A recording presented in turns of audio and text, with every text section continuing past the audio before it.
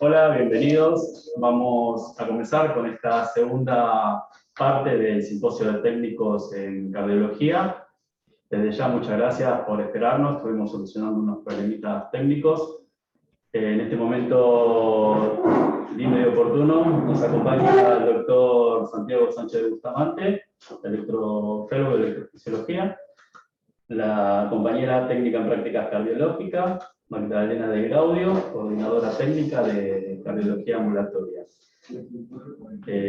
Bueno, sin más muchos preámbulos, vamos a comenzar con la primera disertación del programa del día de hoy, la técnica Ana Laura Arcesini, con el tema PEC en tiempo de COVID. Realiza el estudio. El estudio se realiza o en bicicleta o en cinta. Notamos los dos. ¿Qué es?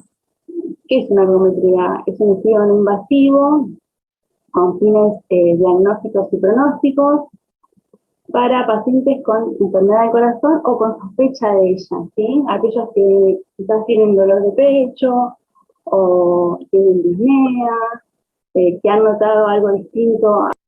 Hola, ¿qué tal? Bueno, me quiero presentar, mi nombre es Ana Arcesini, trabajo acá en el Hospital Italiano, hago las ergometrías. Y bueno, la charla de hoy habla sobre qué tuvimos que sumar al estudio con esta pandemia, con este tiempo de pandemia que es bastante engorroso y que tenemos que usar barbijo y un montón de otras cosas, y los pacientes a veces les cuesta un poquito adaptarse a esto nuevo, ¿no?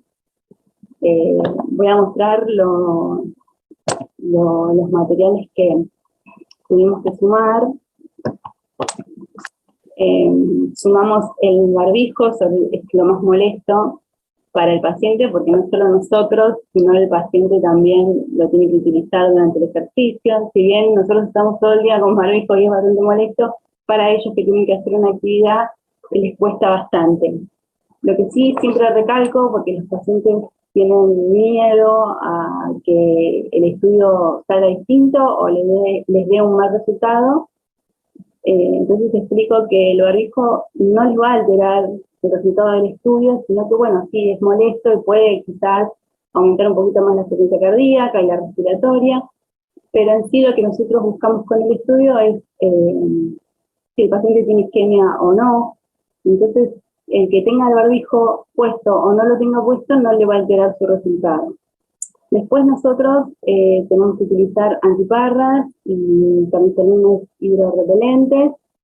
Los camisolines los utilizamos uno por paciente, usamos guantes, una cofia, cosa de que estar bien aislados de si hay presencia de virus o no. Cada vez que nosotros llamamos a un paciente, el interrogatorio es puntual, si tuvieron algún contacto estrecho con personas que sospechan de COVID o que están hisopados, o si a ellos mismos les ha pasado de que han venido con un hisopado. Vos decís, te hisoparon hoy, no podés venir a hacerte el estudio porque hay sospecha de COVID.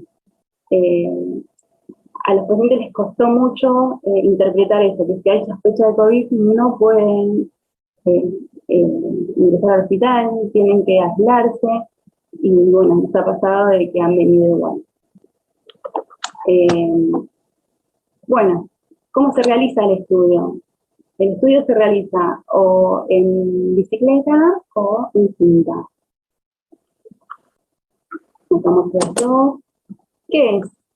¿Qué es una ergometría? Es un estudio no invasivo con fines diagnósticos y pronósticos para pacientes con enfermedad del corazón o con sospecha de ella, ¿sí? Aquellos que quizás tienen dolor de pecho o tienen disnea, que han notado algo distinto a su vida cotidiana. Ahí se pide, bueno, ¿quién nos pide estos estudios? Por lo general lo pide el cardiólogo, o ahora con la época de COVID lo pide el neumonólogo. Hay un equipo especialista acá en el Hospital Italiano que se dedica a este tipo de pacientes post-COVID, y les piden ergometría. Y también está el clínico, porque con todo esto de la pandemia, los pacientes, la mayoría ha dejado de hacer actividad física y quieren retomarla. Entonces el médico clínico se los pide para, bueno, descartar alguna posible patología, arritmia, lo que sea.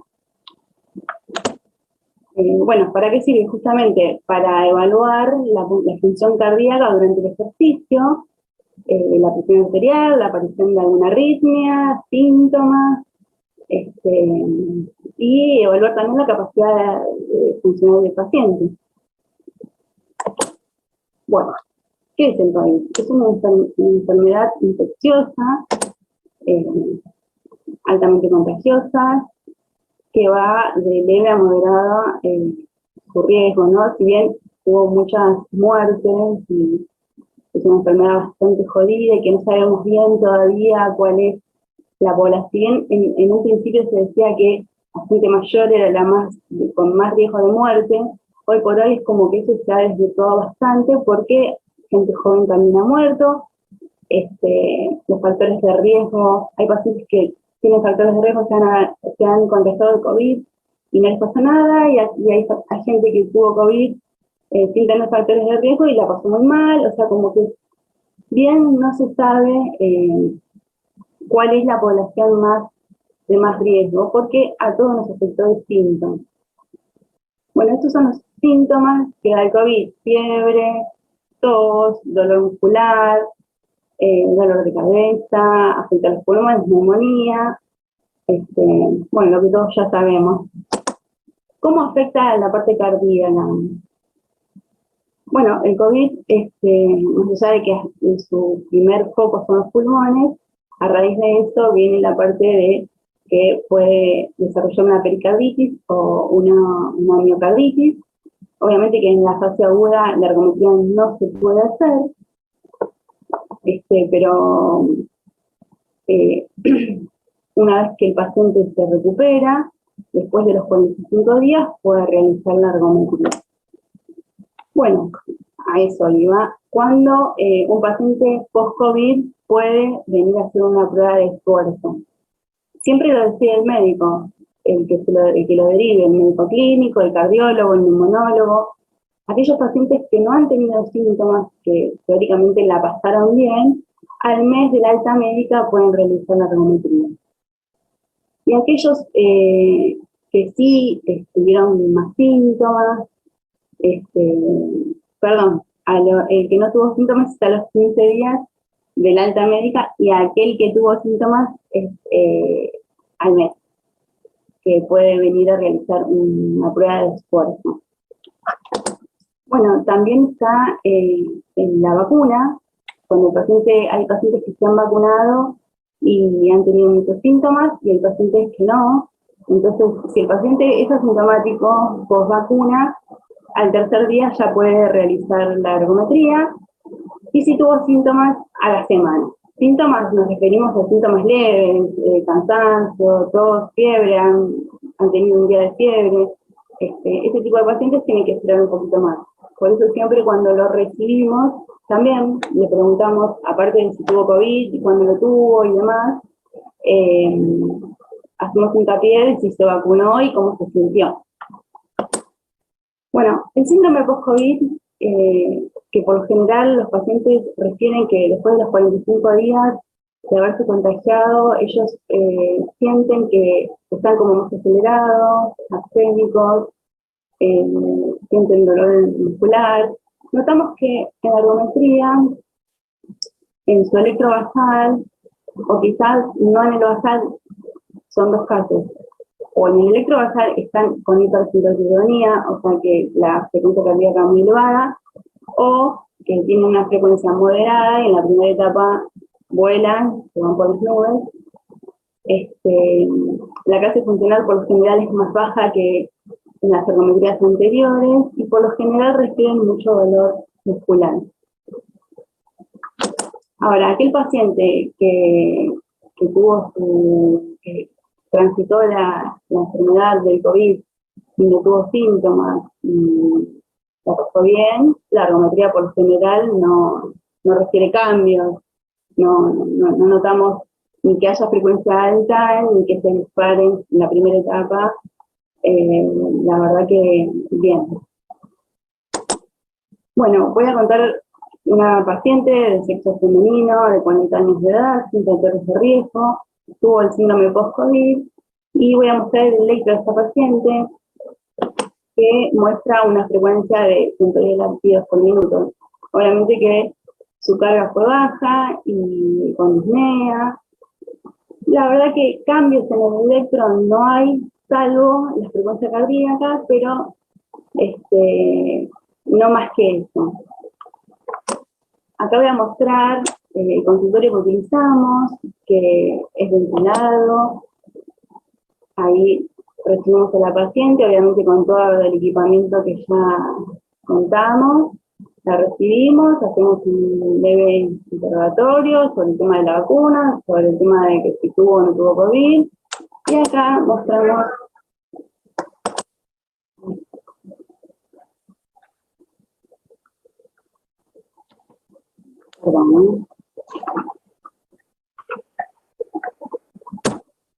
mostramos cómo se hace la ergometría en clínica.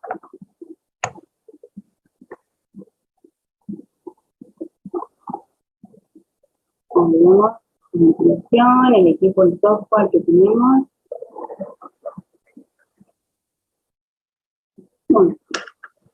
Bueno, espero que les guste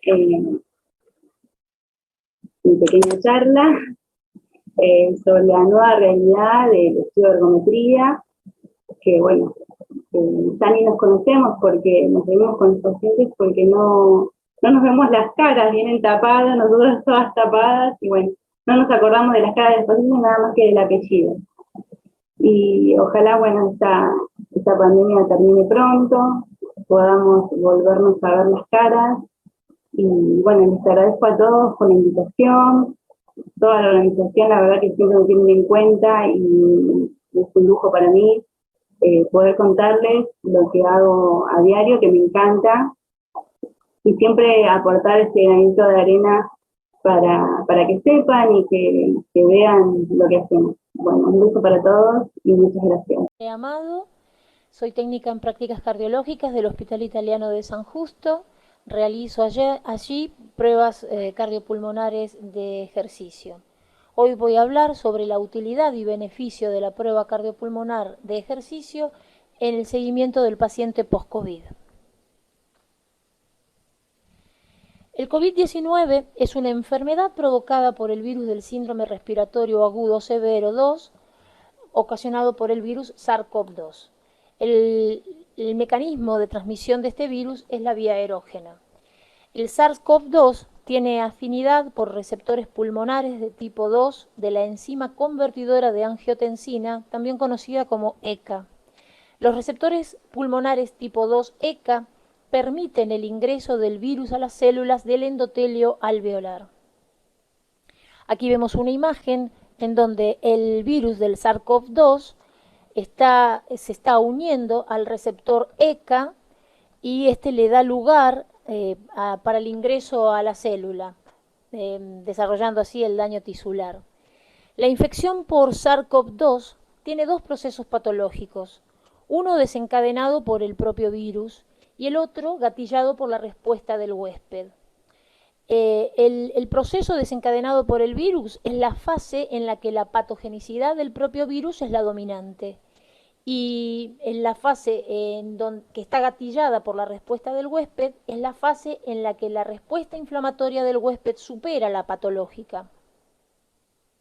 La fase aguda del COVID-2 superada puede dar lugar al COVID-19 posagudo, también conocido como COVID largo.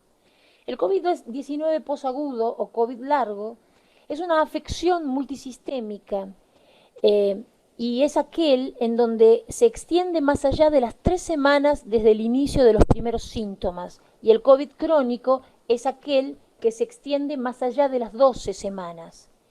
El COVID posagudo puede dejar secuelas graves, como por ejemplo complicaciones tromboembólicas, trastornos neurológicos, complicaciones cardiovasculares o cuadros clínicos inespecíficos como fatiga, falta de aire, disnea inespecífica. Los síntomas reportados por los pacientes que están cursando la fase posaguda del COVID-19 son dificultad para respirar, debilidad generalizada, dolor de cabeza, dolores musculares y articulares persistentes, dolor de pecho, arritmias, palpitaciones, insuficiencia cardíaca, enfermedades tromboembólicas, otras. Aquí vemos una imagen en donde podemos observar cómo el virus SARS-CoV-2 tiene como órgano blanco al pulmón, pero después desarrolla una enfermedad diseminada, multisistémica, afectando otros órganos como hígado, riñones, páncreas, corazón, cerebro, gónadas. El seguimiento clínico del paciente post-COVID se puede llevar a cabo mediante estudios tales como la espirometría, el test de la caminata o marcha de 6 minutos, la pletismografía, tomografía axial computada de tórax o radiografía de tórax y de lo que estamos hablando en este momento, la prueba cardiopulmonar de ejercicio. La prueba cardiopulmonar de ejercicio es un estudio funcional que implica mediciones de la función cardíaca y respiratoria mientras el paciente realiza ejercicio en una cinta ergométrica o en un cicloergómetro, hasta alcanzar su máxima capacidad y o desarrollar síntomas. Es una herramienta que permite la evaluación de la respuesta fisiológica tanto en ejercicio submáximo como máximo. Brinda información acerca del proceso metabólico, muscular, neurosensorial, cardiovascular y ventilatorio. Aquí vemos 12 imágenes donde se puede realizar la prueba cardiopulmonar de ejercicio, tanto en cinta deslizante o treadmill y el cicloergómetro. La prueba cardiopulmonar del ejercicio es de utilidad para conocer mecanismos patológicos como isquemia cardíaca, hipertensión arterial, hiperactividad bronquial al ejercicio, atrapamiento aéreo, anormalidades en el intercambio gaseoso, la hipoxemia durante el ejercicio, acidosis metabólica temprana. Específicamente, en la enfermedad cardiovascular, es recomendable que siempre y cuando estén compensados todos los pacientes con insuficiencia cardíaca de cualquier causa, sean sometidos a esta prueba, debido a que el consumo máximo de oxígeno, lo que nosotros conocemos como VO2, es factor de mortalidad por esta causa. Aquí vemos el virus SARS-CoV-2 tiene afinidad por los receptores ECA que encontramos en el músculo cardíaco, en los cardiomiocitos, y vemos cómo la puerta hacia el músculo cardíaco, provocando los daños que posteriormente solemos dar a nivel cardíaco, en el músculo cardíaco, y después nos permite encontrar las cardiomiopatías, las arritmias e incluso la falla cardíaca. La prueba cardiopulmonar permite objetivar parámetros ergométricos convencionales, pero adicionando información relacionada con el volumen de aire inhalado y exhalado, que es lo que conocemos como ventilación por minuto, el volumen de oxígeno utilizado por el cuerpo, que es el consumo de oxígeno o VO2, el volumen de dióxido de carbono producido, la DCO2, el pulso de oxígeno, que es el equivalente al volumen minuto cardíaco, la frecuencia cardíaca, la saturación de oxígeno. ¿Cuáles son las indicaciones para realizar una prueba cardiopulmonar de ejercicio? La evaluación de la disnea no explicada por pruebas funcionales estáticas. Cuando hablamos de pruebas funcionales estáticas nos estamos refiriendo a la espirometría o a la pletismografía. La evaluación funcional en enfermedades cardiovasculares, la evaluación funcional en enfermedades pulmonar obstructiva crónica o EPOC, la evaluación funcional en ejercicio de otras enfermedades respiratorias, como asma, enfermedad pulmonar intersticial difusa, la llamada EPID. Alteraciones en el intercambio gaseoso durante el ejercicio, aun cuando las pruebas estáticas sean normales, debe hacernos sospechar este diagnóstico, es decir, el diagnóstico de EPID. Y en pacientes con EPID, dichas anormalidades solo se evidencian durante la prueba cardiopulmonar del ejercicio. Aquí vemos cómo el virus SARS-CoV-2 tiene como órgano blanco a los pulmones, y los tiene como órgano blanco porque la vía de entrada al organismo es la vía erógena. La enfermedad vascular pulmonar en pacientes con hipertensión pulmonar, el VO2 máximo, estima la gravedad de la enfermedad, y también es útil en las cirugías pulmonares, como en el carcinoma de pulmón, en trasplantes pulmonares, en la reducción de volúmenes pulmonar. El VO2 máximos es el principal predictor de complicaciones postoperatorias. Entonces, para cerrar, por lo anteriormente expuesto, queda fundamentado la necesidad de realizar la prueba cardiopulmonar de ejercicios en pacientes post-COVID, ya que nos permite, mediante un abordaje no invasivo, chequear la presencia de secuelas persistentes a nivel cardiopulmonar, identificando la magnitud del daño transitorio o permanente que haya ocasionado el virus SARS-CoV-2 en la fase aguda de la enfermedad, dándole de esta manera, a través de la prueba cardiopulmonar, un tratamiento posterior al paciente con COVID largo. Muchas gracias.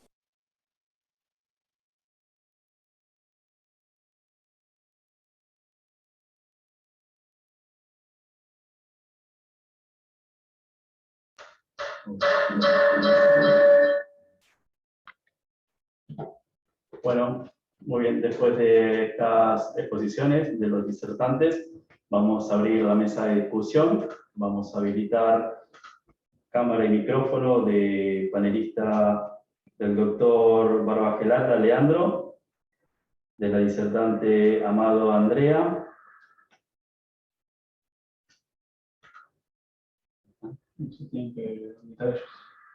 Bien. Pueden habilitarse cámara y micrófono. Doctor Barbagelata.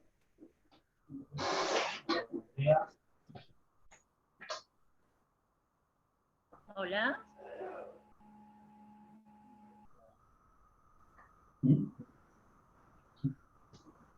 Hola, ¿me escuchan? Yo escucho, si ustedes me escuchan a mí. Bueno, yo no los escucho. Ok.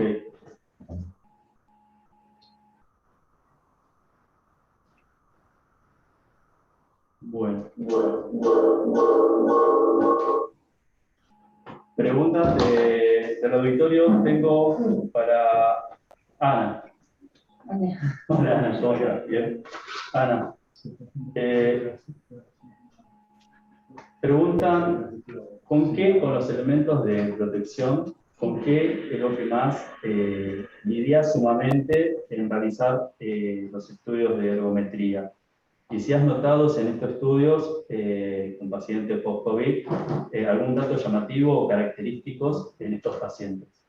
Con lo que más peleo con los pacientes es con el barbijo porque no lo toleran y bueno, ahí es algo esperable, o sea, esperamos que porque se ahogan, porque a medida que va aumentando la frecuencia respiratoria, se tragan el barbijo más o menos. Entonces, es con lo que más uno tiene que explicar, que se lo tiene que dejar puesto, lo que aguante. Por lo general, terminamos la prueba más que nada porque molesta el barbijo y no tanto por avelamiento o porque llegó a su frecuencia cardíaca. Y con respecto de los síntomas que han tenido los pacientes que han transitado la enfermedad con síntomas, notamos que la frecuencia cardíaca está un poco más alta que lo normal, que sus pruebas anteriores. Pero en sí, cambios a nivel isquémico y todo eso no. No solamente notamos el agotamiento que es a baja carga y la secuencia que aumenta.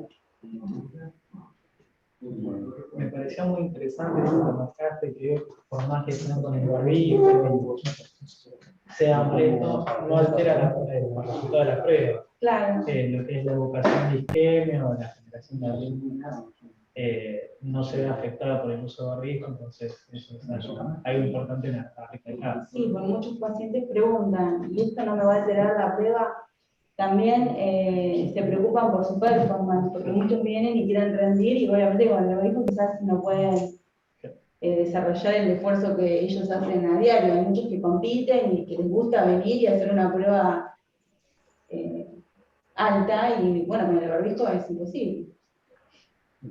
Y otra cosa importante que capaz, no sé si querés comentar un poco tu experiencia, la importancia de ser metódico en lo que es y estandarizar las preguntas previo a las consultas, porque uno muchas veces dice, bueno, si el paciente es obvio que si estás con síntomas o estás en un contacto estrecho, no sé cómo fue la experiencia de ustedes acá haciendo las ergometrías.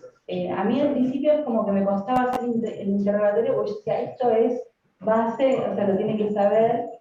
Y bueno, tuvimos varias experiencias de pacientes que han tenido contacto estrecho, sabido, que han sido hisopados el mismo día y ese día han venido a hacer la prueba. Entonces es como que es muy importante hacer el interrogatorio, porque a veces como que no lo... Ya a esta altura bastante lo toman en cuenta, pero al principio fue duro porque no, como que no lo tomaban en cuenta. Doctor Barbagelata, ¿tiene usted alguna pregunta para realizar? Sí, ¿qué tal? ¿Cómo están? Buenas tardes a todos. Bueno, muchas gracias por la invitación y felicitaciones, Ana, por la charla. La verdad que estuvo muy linda.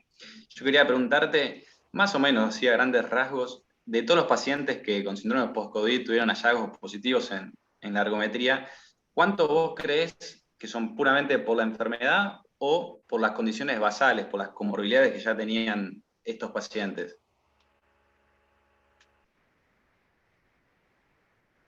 Tenemos un problema en el audio. La pregunta es dirigida para Ana o ¿Me Andrea. escucharon? Sí, yo te Para Ana. Para Ana. ¿Me escucharon o la repito? Sí, está hablando y no lo escuchamos. Hola, hola. Sí, por favor, puede repetirla. Lo que le preguntaba a Ana, primero le decía que estuvo muy buena la charla. ¿Me escuchan ahí? Que estuvo muy linda la charla y le quería preguntar en la experiencia de ella, de todos los pacientes con síndrome post-COVID que se fueron a hacer el estudio y tuvieron algún hallazgo positivo, ¿cuántos de esos hallazgos positivos están vinculados o cree que están vinculados con el COVID en sí o son simplemente comorbilidades que ya traían los pacientes de forma basal? Hubo un paciente que tuvo el síndrome de post-COVID, que tuvo cambios isquémicos en la prueba, pero viendo sus antecedentes y todo, se cree que es un hallazgo aparte del COVID, o sea, como que él ya traía cambios isquémicos en las pruebas, o sea, como que si bien sus cambios fueron a menos carga que las pruebas anteriores, se estima que no tiene que ver el COVID con lo isquémico. Exacto. Sí, sí, eso también un poquito lo que se vio en otros estudios, que es más que nada por los factores de riesgo y las comorbilidades que ya tienen, y bueno, uno le hace el estudio en contexto del síndrome post-COVID, pero los antecedentes que tiene ya los tiene y probablemente desencadenen eso los hallazgos positivos. Ok, bueno, muy bien. Tengo una pregunta del auditorio para Andrea Amado. Preguntan, ¿los test cardiopulmonar se deben realizar a todos los pacientes COVID o solo aquellos que tuvieron COVID moderado y severo? Hola, ¿me escuchan? ¿Me escucha? Sí. Ajá, ¿qué tal? Buenas tardes. Mira, eso está a criterio casi exclusivo de los médicos tratantes, ya sea sus médicos clínicos o los neumonólogos o los cardiólogos. Lo que yo veo en el Hospital Italiano de San Justo es que en líneas generales un gran porcentaje de pacientes que padecieron COVID, cuando van a chequearse después de 2 meses, más que nada por tranquilidad de ellos, cuando van a los neumonólogos, el neumonólogo prefiere solicitarle una prueba cardiopulmonar para chequearlos desde el punto de vista cardiovascular y bipulmonar, porque arroja muchos más datos ventilatorios tal vez que la ergometría, pero eso es a criterio absolutamente del profesional que lo está tratando. Y yo en particular estoy haciendo pruebas cardiopulmonares en pacientes que han transitado el COVID tanto con síntomas leves, aislados en sus casas, como un alto porcentaje de pacientes que estuvieron internados con ventilación con bigotera y muchos que también estuvieron en terapia con intubación, o sea, con ventilación mecánica. Bueno, muy bien. Muchas gracias, Andrea. ¿Alguna otra pregunta de panelistas? Yo tengo una también para Andrea, si puedo. Hola, Leandro. Hola Andrés, ¿cómo estás? No, yo quería preguntarte si comparando los pacientes o sea, todos los pacientes con COVID, pero viste que algunos tuvieron el síndrome post-COVID y otros que no. Le hicimos consumo a ambos grupos. Quería preguntarte si has visto alguna diferencia en algún valor puntual de las variables del consumo entre estas dos poblaciones. Sí. A ver, en los pacientes que tuvieron síntomas más graves o síntomas más complejos, sí, se ve una capacidad funcional disminuida, valores de ventilatorios como VO2 máximo también disminuidos son pacientes los que tuvieron síntomas de moderados a graves, sí presentan volúmenes ventilatorios disminuidos, o sea, entran en disnea funcional a muy baja carga, pero a muy baja carga, y los valores que arrojan están casi todos disminuidos. Los que tuvieron síntomas graves, los que tuvieron síntomas leves, y si encima eran deportistas o gente que solía realizar actividad física, o sea, tienen pruebas cardiopulmonares casi normales. Gracias. No, gracias a vos. Bueno, muchísimas gracias a los disertantes, a los panelistas. Estamos en tiempo cumplido en la mesa de discusión. Vamos a continuar con las siguientes disertaciones. A continuación vamos a escuchar a las técnicas en prácticas cardiológicas, Alejandra Gil, con el tema arritmia e impacto cardiovascular. Ella es técnica del Hospital de San Justo, del Hospital Italiano. El coronavirus daña nuestro aparato cardiovascular. Ante la llegada del SARS-CoV-2 se generó un estado de emergencia mundial que hace que se redoblen los esfuerzos tanto en la investigación de las vacunas como en la parte asistencial. Sabemos que el COVID-19 ha impactado negativamente en la atención que se presta a otras enfermedades crónicas, como son las enfermedades cardiovasculares. Además, el estrés mantenido y los problemas sociales derivados de la pandemia generaron un repunte de problemas de salud mental como la depresión o los trastornos de ansiedad. Por otro lado, el sedentarismo y los cambios de dieta que origina el confinamiento prolongado también pueden generar daños directos en nuestro sistema cardiovascular, en forma de daño directo cardíaco como la miocarditis, pero también precipitando arritmias cardíacas, insuficiencia cardíacas y problemas de trombosis. Todos estos factores mencionados pueden dañar nuestro corazón. Por eso nos vamos a centrar en el daño cardíaco directo producido por el coronavirus. Este virus, como la mayoría de los virus, tiene una capa lipoproteica y un material genético adentro. En el caso de este virus, ese material genético es el ARN. Esa capa lipoproteica que tiene el virus tiene unas proteínas llamadas S o spike, que van a interactuar con receptores de membrana celular llamado AC2, que son los receptores de la enzima convertidora de angiotensina 2. Esta molécula es responsable, entre otras funciones, de regular la presión sanguínea. Esta ECA2 tiende a bajar en las infecciones por coronavirus, de allí que se produzcan efectos colaterales sobre el sistema vascular. Esos receptores se encuentran en órganos visibles como en los pulmones, riñones, intestinos, en sus mucosas, y se encuentran en las vías respiratorias, especialmente en los pulmones. El problema es que también se encuentra en el músculo cardíaco, en el endotelio que recubre los vasos sanguíneos, como nuestras arterias coronarias. Como todo virus es un organismo vivo, pero no tiene la particularidad de poder reproducirse sin la utilización de las células, teniendo preferencia por las células pulmonares. Este virus entonces lo que hace es interactuar con ese receptor e ingresar en el interior de las células porque necesita de ella para reproducirse, provocando daños al multiplicarse. La unión de la proteína S del virus y la AC2 abre las compuertas celulares para que el coronavirus ingrese al interior de la célula y duplicarse.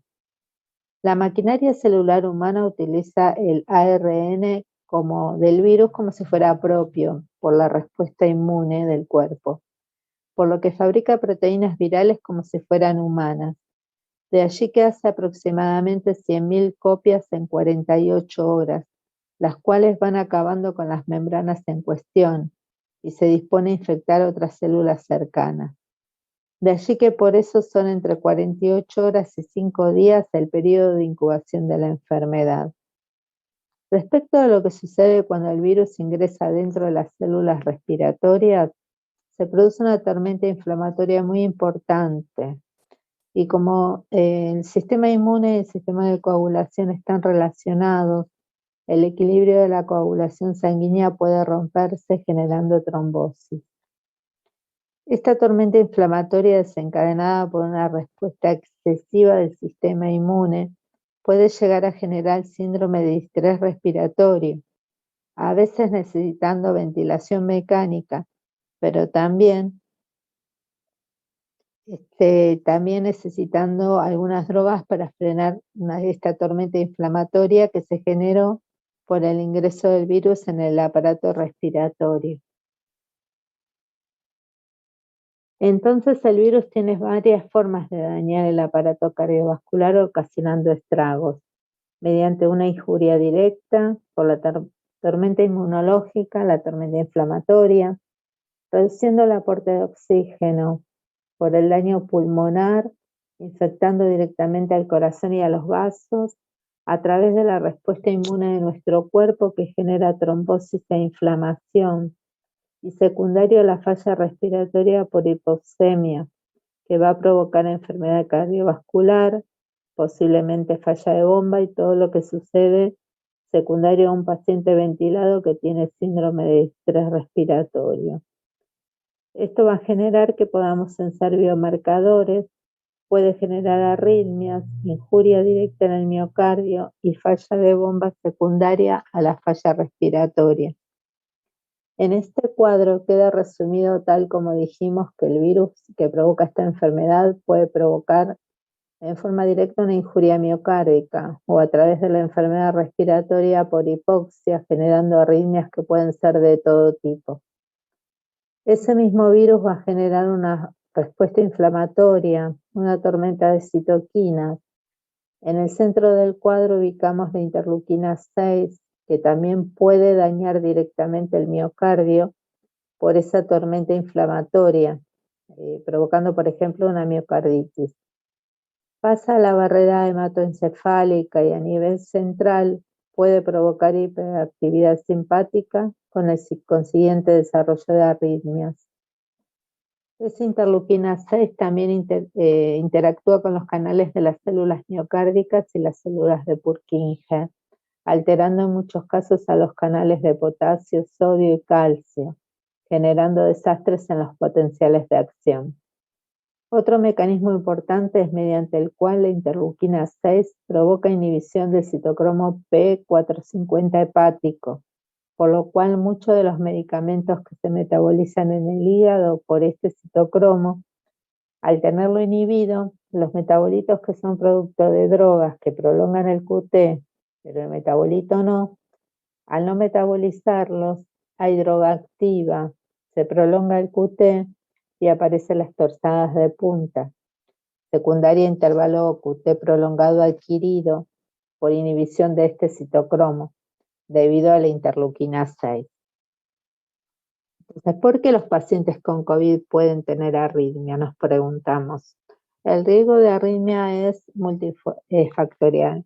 Está relacionado con la infección viral, la gravedad de la enfermedad, de la lesión cardíaca, la inflamación y el posible tratamiento farmacológico con fármacos que prolonguen el QT. El tratamiento farmacológico y su efecto sobre el aparato cardiovascular. Se están utilizando dos drogas. La hidroxicloroquina tiene efecto directo sobre el QT por alterar los canales iónicos de potasio y las corrientes de iones de calcio. La acitromicina actuaría sobre la corriente rápida de sodio y sobre la corriente lenta de calcio. Esto produce inhibición en los canales de potasio, prolongación del potencial de acción, generación de pospotenciales precoces, prolongación del QT, aparición de torsada de punta. Esto sumado a desbalances de los volúmenes intravasculares y electrolíticos. Una de las arritmias más importantes, el síndrome del QT largo, es una grave alteración de la repolarización ventricular. En el electro vemos alargamiento en el intervalo QT, lo que predispone a la aparición de arritmias ventriculares malignas, torsada de punta y muerte súbita. Las arritmias encontradas en pacientes COVID-19 positivos, con respecto a las taquiarritmias, encontramos fibrilaciones auriculares, aleteos auriculares, taquicardias paroxísticas supraventriculares, taquicardias auriculares, extrasístoles ventriculares, taquicardias ventriculares no sostenidas, taquicardias ventriculares sostenidas, taquicardias ventriculares polimorfas, torcida de punta, paro cardíaco, asistolia. Y con respecto a las bradiarritmias, bradicardia sinusal, bloqueo AB de primer grado, bloqueo AB MOVID 1, bloqueo AB MOVID 2, bloqueo AB completo, trastornos intraventriculares. En conclusión, la injuria miocárdica favorece la aparición de los bloqueos AB, de la bradicardia sinusal, de la fibrilación auricular, de la taquicardia ventricular, de la fibrilación ventricular y de la actividad eléctrica sin pulso. La injuria pulmonar, la inflamación y el aumento del tono simpático favorecería la aparición de las taquicardias supraventriculares, la fibrilación auricular y las extrasístoles ventriculares. Los antibióticos, los antivirales y las interacciones que poseen estas drogas con otros fármacos favorecerían la prolongación del intervalo QT, la torsada de punta, la fibrilación ventricular, los episodios de muerte súbita y el bloqueo auriculoventricular. Con respecto a la evaluación post-COVID, podemos citar tres fases. Una es el COVID-19 agudo, donde hay presencia de síntomas persistentes, ya sea disnea, palpitaciones, molestias torácicas, después de haber superado de forma exitosa la enfermedad hasta las 3 semanas desde el inicio de los mismos. La segunda es el COVID-19 posagudo, la presencia de síntomas que se extienden más allá de las 3 semanas, desde el inicio de los síntomas y hasta 12 semanas. Y una tercera, el COVID-19 crónico, de presencia de síntomas más allá de las 12 semanas del inicio de los síntomas. El posagudo y el crónico componen lo que llamamos long COVID. Los pacientes cuyos COVID inicial fue leve, o sea que nunca fueron hospitalizados, pueden desarrollar síntomas crónicos y viceversa. Como recomendación podemos pedirle a las personas sintomáticas, las personas que se están recuperando de COVID-19 deben mantenerse pendientes de los síntomas y consultar a su cardiólogo ante la falta de respiración extrema, al hacer un esfuerzo, dolor de pecho, inflamación en los tobillos, palpitaciones de corazón o ritmo cardíaco irregular. No poder acostarse plenamente sin que se le corte la respiración, despertarse por las noches por disnea, mareos o sensación de taquicardia. Y las personas asintomáticas, las personas que tuvieron COVID-19 pero no muestran síntomas de problemas del corazón, se desconoce si hay motivos para hacerle estudios adicionales. Muchas gracias por su atención. Buenas tardes, mi nombre es Ignacio Rodríguez, yo soy técnico de la sección de neumonología del Hospital Italiano de Buenos Aires. En principio quería agradecerles la invitación a la participación del CUORE 2021.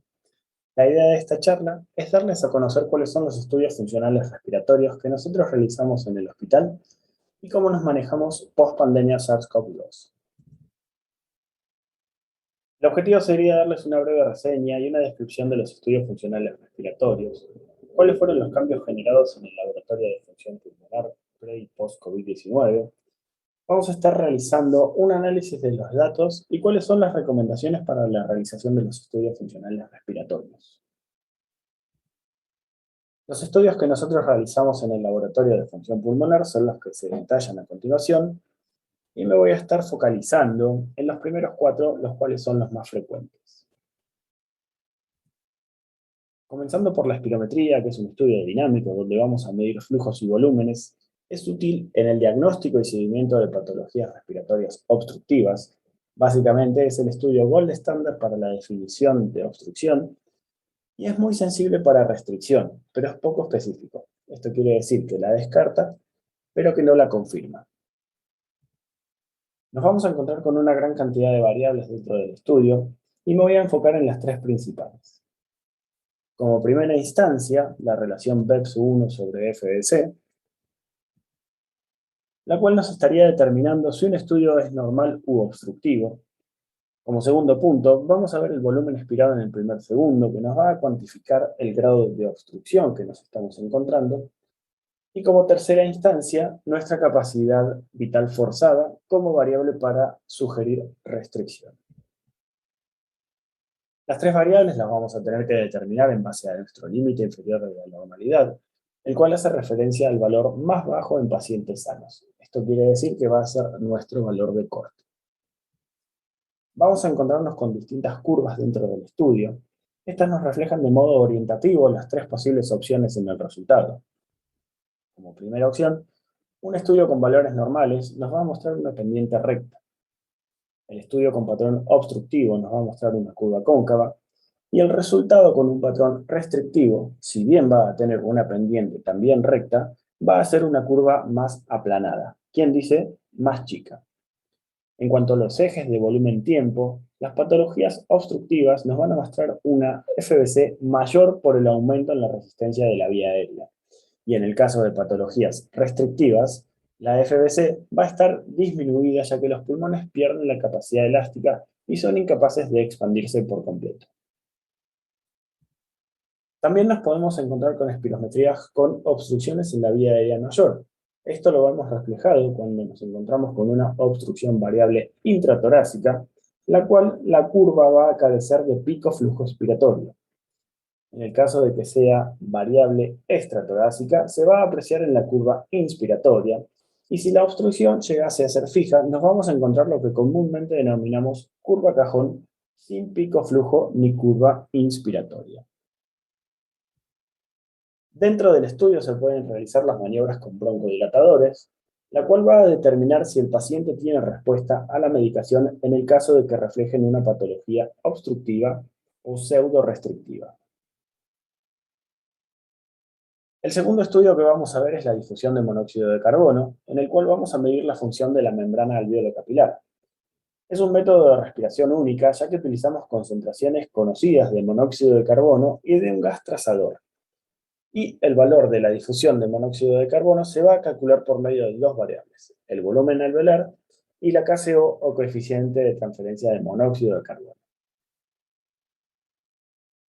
Las determinantes en la difusión de monóxido de carbono van a ser la ventilación, la distribución del gas, la difusión, el flujo sanguíneo capilar y su reacción con la hemoglobina. Por ello es muy importante el ajuste de los valores para cada paciente. Las variables que nos vamos a encontrar van a ser las responsables de estas determinantes, ya que el volumen alveolar es el número de alvéolos funcionantes determinantes para la ventilación y la distribución del gas. Y la KCO, que se define como la eficiencia en el intercambio gaseoso, la cual se va a encargar de la difusión, el área y el espesor de la membrana, el flujo sanguíneo y la reacción con la hemoglobina. La interpretación que podemos hacer en base a los valores que reflejan la DLCO es que si nos encontramos con valores normales, podemos determinar que estamos hablando de un pulmón sano, siempre y cuando descartemos restricción. Y los tres patrones disminuidos más comunes que se pueden observar son un volumen alveolar disminuido con una KCO aumentada, esto determinaría expansión incompleta. En el caso de un volumen alveolar disminuido y una KCO disminuida, podría tratarse de una enfermedad pulmonar difusa, como por ejemplo una histerpisiopatía. Y en el volumen alveolar normal y una KCO disminuida, podríamos estar hablando de un enfisema o de un trastorno vascular, como si fuese la hipertensión pulmonar. Como tercer estudio, nos vamos a encontrar con los volúmenes pulmonares estáticos, que va a ser el estudio gold estándar para el diagnóstico de restricción. Nuestra principal medición en este estudio es la capacidad residual funcional.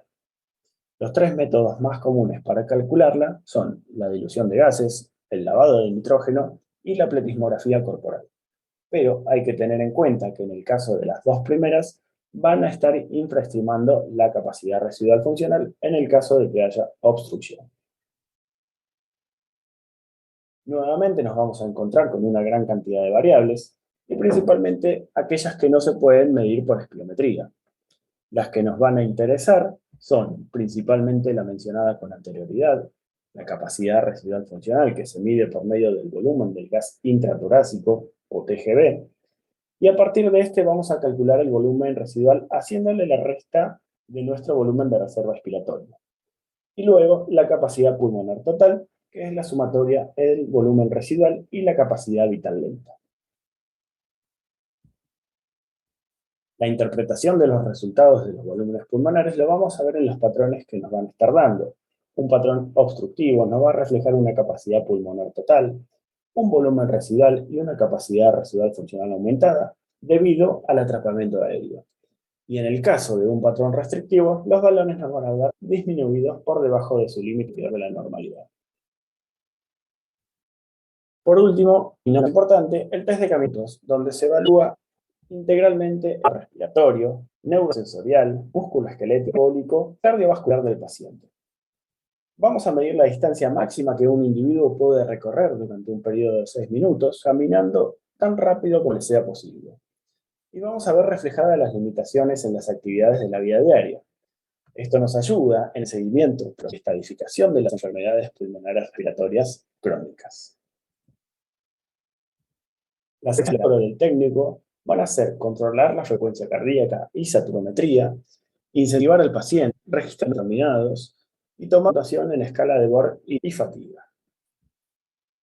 Hasta este punto describí la realización de los estudios previos a la pandemia COVID-19, ya que en diciembre del 2019 comenzaron a surgir los primeros casos de coronavirus en la ciudad de Wuhan. El 20 de enero del 2020 se registró la diseminación de casos alrededor del mundo, y el 30 de enero la Organización Mundial de la Salud lo declara pandemia mundial, hasta que el 20 de marzo se decreta pandemia limitando los estudios de los laboratorios pulmonares, así como en nuestras vidas. En cuanto a la cantidad de estudios realizados, disminuyó prácticamente al 10% de nuestra capacidad, ya que solamente se realizaban estudios indispensables, llámese prequirúrgicos de tórax o pretrasplantes de médula ósea. Desde la sección de fisiopatología del laboratorio pulmonar se realizó una revisión de recomendaciones para el laboratorio de función pulmonar, en los que se distingue, entre otras cosas, un triage previo al ingreso del paciente al consultorio, en el que se determina si un paciente puede o no realizar los estudios de función pulmonar. Se tomaron ciertas determinaciones sobre algunos de los estudios, como por ejemplo, no poder realizar pruebas con broncodilatadores, quedaron suspendidas las mediciones de volúmenes pulmonares por pletismografía, como así también el test de caminata de 6 minutos.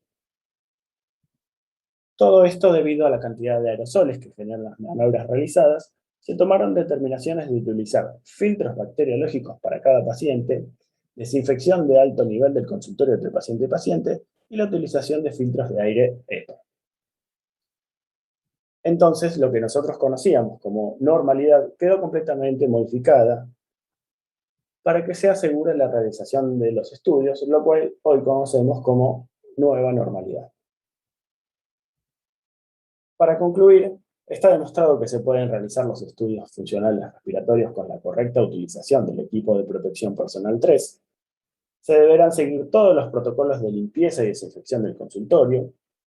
En cuanto a los resultados, se están observando aproximadamente un 95% de pacientes con síndrome post-COVID, aumentando las patologías restrictivas. Y por último, vamos a estar priorizando tanto al paciente como al técnico, y es por esto que se están realizando menor cantidad de estudios de función respiratoria. Quiero agradecer nuevamente por la invitación, espero que haya sido de su agrado y quedo a disposición ante cualquier duda. Muchas gracias y sigamos cuidándonos. Hola, bienvenidos a todos. Mi nombre es Cecilia Bussi, soy licenciada en Instrumentación Quirúrgica y además soy instructora de RCP del Centro de Simulación del Instituto Universitario del Hospital Italiano. En primer lugar, quiero agradecer el espacio y la convocatoria a participar del CUERE 2021.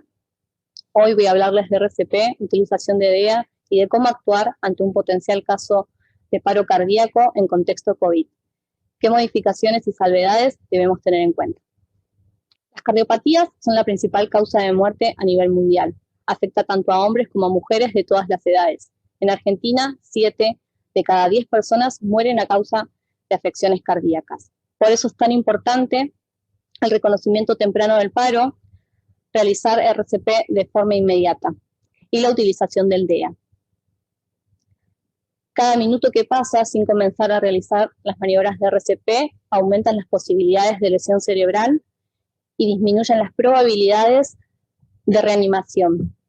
La tasa de supervivencia de un paro cardíaco es de un 5%, pero aumenta un 30% realizando RCP y utilizando desfibrilador externo automático. Para lograr un RCP de alta calidad es clave el trabajo en equipo. Para eso vamos a tener algunas consideraciones. El líder o el primer reanimador que llegue a la escena del paro va a ser quien asigne las tareas y los roles a cada miembro del equipo. Es necesario trabajar de forma ordenada y por sobre todas las cosas, y lo más importante, tener una comunicación efectiva. En el siguiente video veremos la recreación de una escena de paro cardíaco donde se van a detallar cada uno de los eslabones de la cadena de supervivencia. Vamos a repasar la técnica de RCP y utilización de DEA en contexto COVID. RCP y DEA en COVID-19.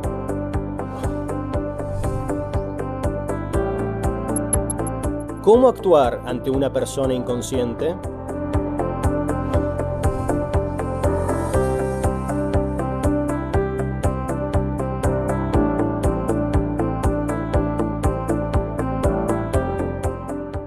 Ante una persona inconsciente, para acercarse, debe asegurar el área, use tapabocas o barbijo. Tocar en los hombros para evaluar el estado de respuesta. No respira, no responde. Ante la ausencia de la misma, pedir ayuda. Si la víctima se encuentra sin tapabocas o barbijo, busque y colóquele uno. Si se encuentra con otras personas, asignar tareas, conseguir un DEA, llamar a emergencias. Mientras se espera la ayuda avanzada y el DEA, se comienza con las compresiones torácicas, de forma fuerte y rápida, a una frecuencia mayor de 100 compresiones por minuto. RCP. Las compresiones torácicas se realizan con el talón de una mano colocada sobre el dorso de la otra y esta sobre el esternón en el medio del pecho. No doblar los codos. La fuerza debe hacerse desde la cintura. Los hombros deben estar a la altura del paciente. Una vez que llega el DEA, encenderlo y seguir las instrucciones que nos dice el equipo. En todo momento será guiado por una grabación. Coloque las almohadillas sobre el pecho descubierto del paciente.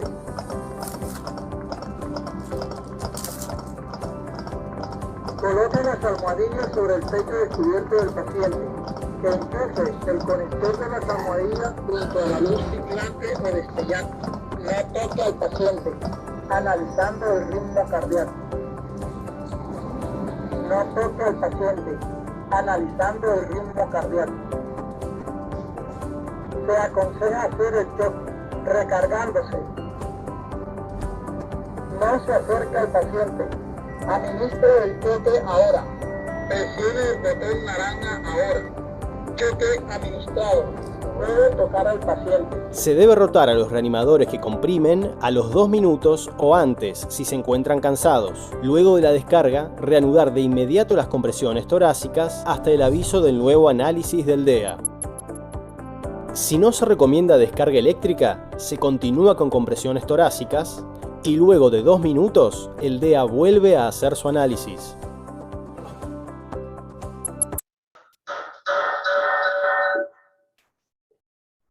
¿Vamos con el audio? Ok, perfecto. Bueno, después de estas excelentes exposiciones y de las charlas de técnica cardiológica de Alejandra aquí, el técnico en fisiología respiratoria, Ignacio Rodríguez, la licenciada Cecilia Bussi, vamos a abrir la mesa de discusión. Le voy a dar la oportunidad a Cecilia Bussi para que termine su conclusión y te pido disculpas por problemas técnicos, pero bueno, cosas que pueden suceder. Sí, te doy la palabra. Muchas gracias. Bueno, como conclusión de esta charla es recordar el reconocimiento temprano del paro, iniciar un RCP de forma inmediata y utilizar el DEA.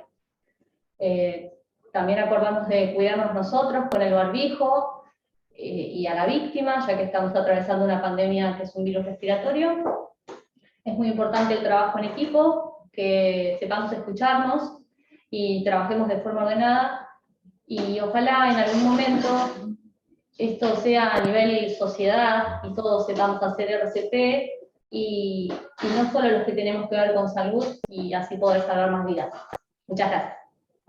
Bueno, muchísimas gracias, Cici. Vamos a habilitarle los micrófonos y cámaras al resto de disertantes que están del otro lado. Alejandra, Ignacio, doctor Barbasquelata también.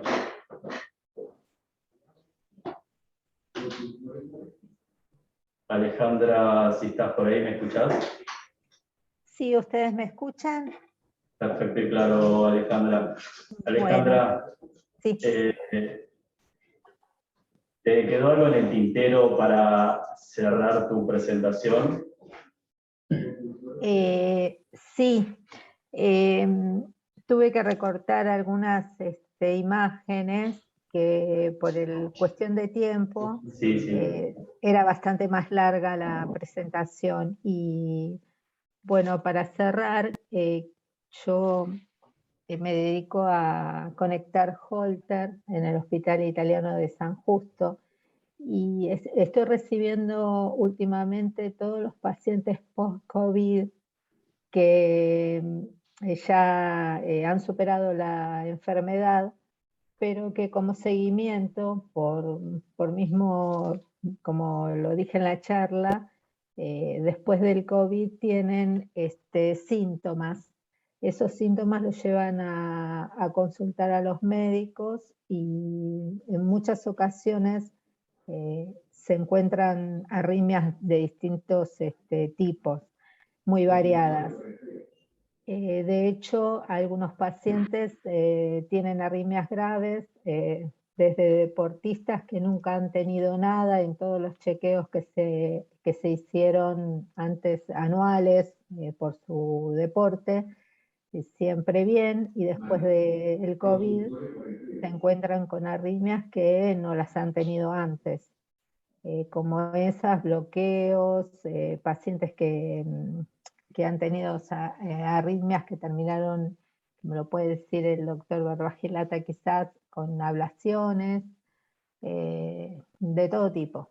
Sí. Y bueno, ya por ahí tenía imágenes donde estaba el antes y el después de algunos pacientes. Nos podemos preguntar nosotros también si debido a lo que significa el advenimiento de esta pandemia, el COVID, si tiene que ver mucho con eso, que por la tormenta inflamatoria y todo lo que se explicó, pareciera que sí, pero bueno, comparamos pacientes que antes no han sufrido de arritmias, y hay otros que sí, que ya la han tenido, estaban en tratamiento, mejoraron, y después del COVID se potenció y tienen mucho más, y todo eso nos lleva a pensar si con el tiempo van a quedar estas secuelas o van a tener distintos, o se les va a ir, no sabemos. Es algo que nos agarró a todos de golpe y mucho no sabemos. Quizás en estos momentos es donde recién, después de superar la enfermedad, estamos teniendo un poco más de información con el seguimiento de los pacientes. Claro, totalmente. Sí, sí. Alejandra, yo te quería hacer una consulta. Hay varios trabajos que muestran que durante la pandemia el número de consultas y de estudios complementarios fue disminuyendo, y esto se vio reflejado en una baja del diagnóstico de algunas arritmias, por ejemplo de fibrilación auricular, y que se diagnosticaban de forma tardía y capaz la presentación era directamente con una internación o con una complicación, como si fuese un accidente cerebrovascular, cosa que se hubiese prevenido si se hubiese hecho un estudio previamente cuando el paciente manifestaba los primeros síntomas. Desde tu experiencia, ¿cómo fue la seguridad para los técnicos y para el paciente a la hora de hacer los estudios? ¿Viste alguna complicación o sentís que se pudo trabajar bien y se pudo hacer los estudios con buena calidad?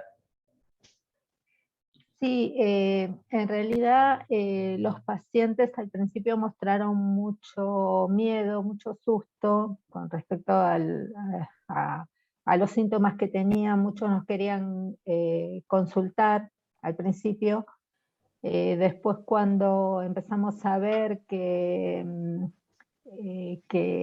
en cierta manera se fue abriendo un poco, se fue abriendo las consultas y eso, y empezaron a animarse a venir.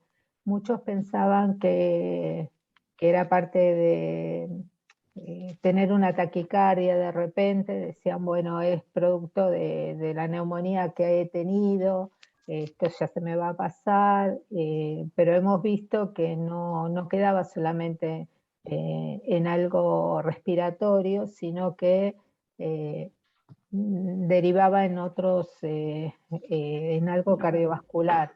Sí, lo he visto mucho, he visto arritmias, he visto fibrilaciones auriculares, como nombraste, que de reciente comienzo, que creo que es una de las más que he visto en este último tiempo, ¿sí? Paroxísticas muchas, y taquicardias sinusales muchísimo. O sea, en la mayoría de los pacientes no hay un estudio donde no le vea taquicardia sinusal, y son muchos los pacientes que recurren, que recibo día a día, por no decir todos, que son post-COVID, ¿sí? Y ninguno puede decir que no tiene algo, arritmias ventriculares, taquicardias ventriculares también, quizás autolimitadas, pero bueno, que antes no era tan seguido que se veían todas estas cosas, ¿no? Bueno. Sí, Ok, el doctor Leandro Bargelata, creo que tiene unas 2 o 3 preguntas por ahí. Bueno, felicitaciones primero a los 3 disertantes, la verdad que muy completas las charlas. Gracias, y Ale, Leandro. quería hacer una pregunta que más o menos iba de la mano de lo que estaba contando ella, y es muy puntual. Quería preguntarle, ¿cuál es la arritmia más frecuente que vio en los pacientes con síndrome post-COVID? Y a Ignacio después, preguntarle también a los pacientes con este síndrome que hicieron espirometría, ¿qué están viendo? ¿Hay mayores patrones restrictivos o obstructivos? ¿Y por qué cree que se da a una predominancia de esos patrones. Sí, bueno, como decía recién, la fibrilación auricular paroxística más que nada es la arritmia que más veo últimamente. Bueno, después taquicardia sinusal es la que tienen la mayoría de los pacientes. Y después, bueno, arritmias variadas, taquicardias ventriculares, estoy viendo un montón, que me está llamando mucho la atención, ¿sí? Pero sí, de todas, la fibrilación auricular es la más común que estoy viendo en pacientes post-COVID. Y lo que me llama mucho la atención, como se lo digo a los pacientes porque entran al consultorio con un montón de dudas, de miedos, y dicen, yo mientras tuve COVID tenía tos, tenía fiebre en algunos casos, todo lo que se nota respiratorio, pero los síntomas de taquicardias, que podrían pensar que tenía que ver a un cardiólogo, los dieron después de varias semanas, como, bueno, es lo que explicamos, que aparece el long COVID o COVID largo, que es ahí donde empiezan a sentir los pacientes los síntomas que los llevan a consultar. ¿Sí? Ignacio, ¿andás por ahí, Ignacio? Ignacio Rodríguez.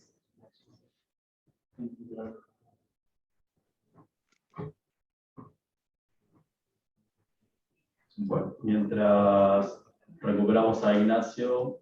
Hola, buenas tardes, ¿me escuchan? Ahí está, perfecto. Ahí está. ¿Qué tal? ¿Cómo están? Bien, Ignacio, genio, bien.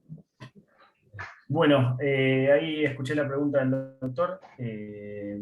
Lo que principalmente hoy en día estamos viendo sí son mayor cantidad de patologías restrictivas, en principio por lo que es la neumonía bilateral que se está viendo en la mayoría de los pacientes. Y por otro lado también lo que son las patologías obstructivas, la mayoría de los pacientes hoy en día es como que están con mucho miedo también, y se están guardando un poquitito más para realizar los estudios. Como que los están postergando dentro de todo hoy en día. Por eso que la mayoría de las patologías obstructivas que nosotros veíamos antes, ya hoy en día no se están viendo, están siendo avasalladas directamente por espirometrías restrictivas, que no todas son restrictivas, obviamente que hay que hacer otro tipo de estudio para poder confirmarla o descartarla, ¿no? Gracias.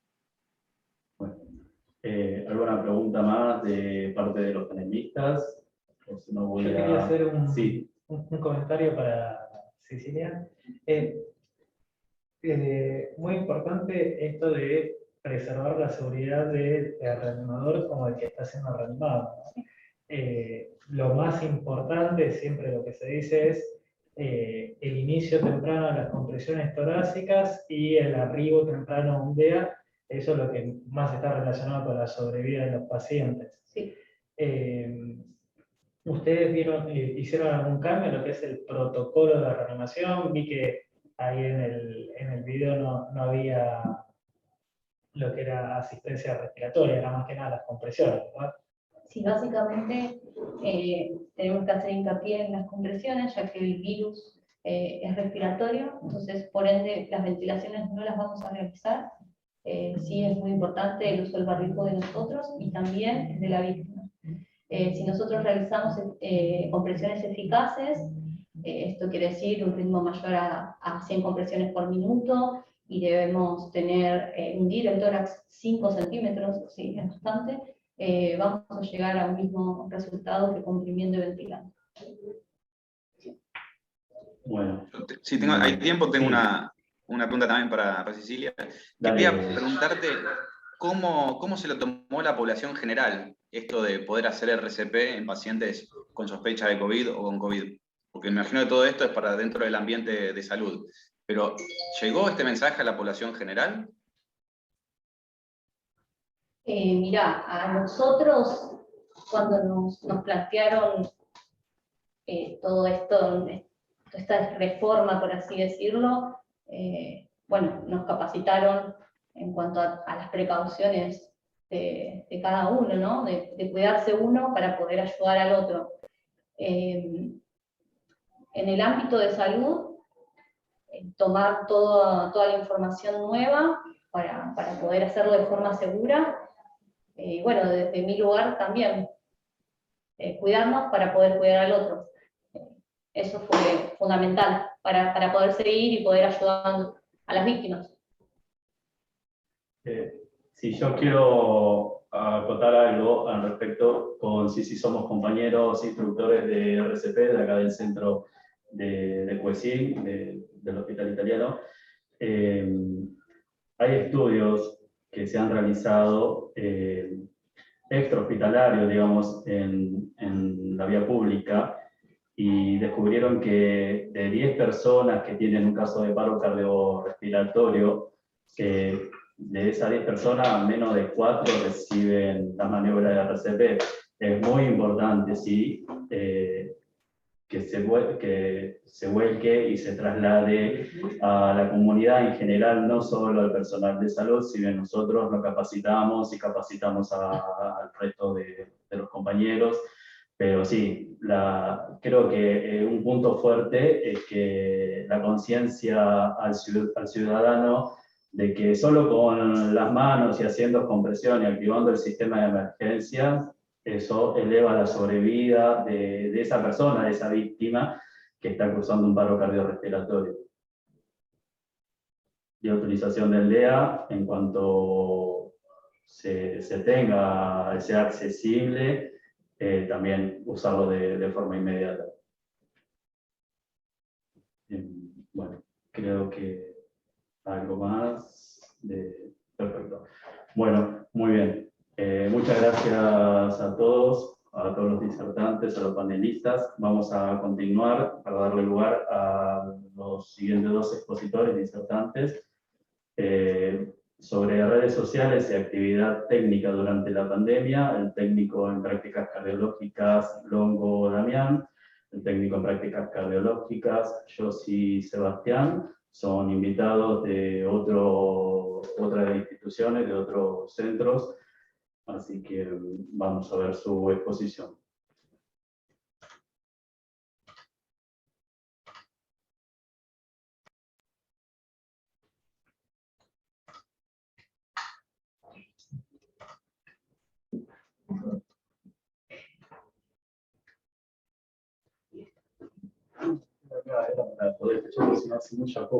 Magda, dame tu llave que te voy a buscar en No, hay que ir directamente, ellos te tienen que dar mi llave. El que está a Habana y a media cuadra ahí. Le decís. Hola, mi nombre es Fernando Campos, soy técnica en prácticas cardiológicas y en el día de hoy vamos a hablar sobre redes sociales y actividad técnica durante la pandemia. Para eso me gustaría compartirles un video de la introducción. A lo largo del 2020, con todos los cambios que se aproximaron, nos juntamos 2 técnicos en prácticas cardiológicas y pensamos cómo podemos aprovechar estos cambios en materia de comunicación y difusión. Sabemos que aumentó un montón la permanencia en redes, en plataformas digitales y espacios virtuales. Pensamos de qué manera podemos estar conectados a pesar del distanciamiento social, de que no podemos reunirnos, y cómo podemos hacer fluir permanentemente esa comunicación. Pensamos entonces en electrocardiovisión. Le pusimos este nombre porque nos gustó, porque asociamos una serie de palabras y surgió. No tiene ningún significado en particular, pero sonaba lindo. Se veía con ganas. Se veía como muy largo, pero que expresaba mucho. Nos gustó.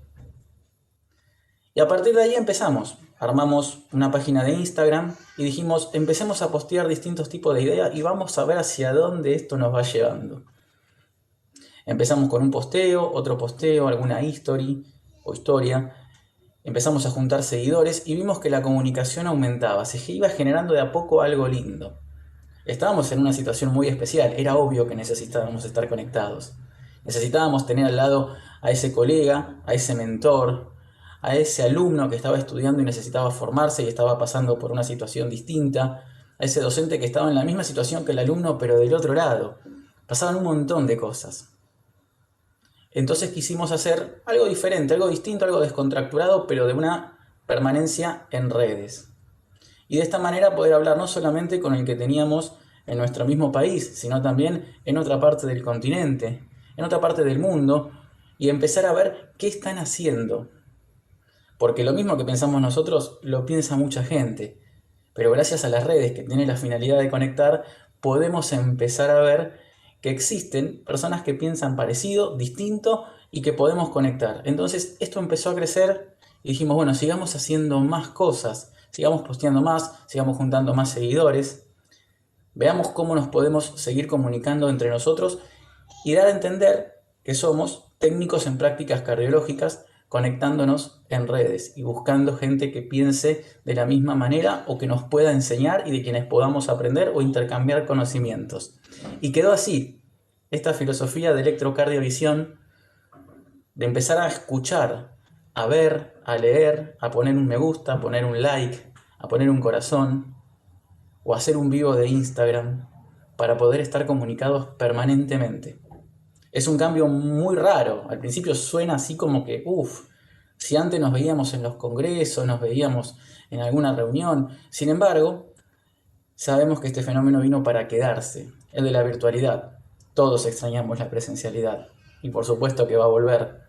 Pero claramente este cambio está en crecimiento. La conexión en redes es muy importante. Podemos estar todo el tiempo comunicándonos con alguien. Y así fuimos pensando, hagamos un vivo, hablemos con colegas de otro país, hablemos con colegas que vemos todos los días, hablemos con un mentor, con un maestro, con alguien que recién se recibió. Todos tienen algo que enseñar, todos tienen algo que dejarnos. Y nos dimos cuenta que va todo más allá de conectar, de saber leer un estudio, de saber interpretar. Todo es comunicar y aprender desde lo que todos tenemos para contar. Así Electrocardiovisión propone que estemos en contacto permanente en redes y aprendiendo toda la vida y de todos. Es lo que esperamos para poder seguir creciendo y aprendiendo juntos. Bien, y esto es Electrocardiovisión, un espacio digital, un espacio desde la imposibilidad de poder conectarnos en la presencialidad. Bueno, ¿quién somos? Somos Sebastián, yo soy cofundador y manager de contenido, Fernando Campo, quien les habla, cofundadora y community manager de Electrocardiovisión. Vamos a hacer un breve timeline de nuestra historia. Esto comienza el 1 de mayo de 2020 como primera actividad offline, digamos, fuera de las redes. Fue de boca a boca, conectando con amigos, vamos a hacer un ateneo, hablar de electrocardiograma, de videoseñales. Fuimos 15 personas, la verdad que empezamos muy bien. En junio de 2020 lanzamos un perfil de Instagram como @electrocardiovisión para empezar a tener más para empezar a desarrollarnos en las redes sociales. Luego abrimos lo que se llama charlas de café, como una forma descontracturada de charlar con colegas sobre temas profesionales, a contar anécdotas y experiencias.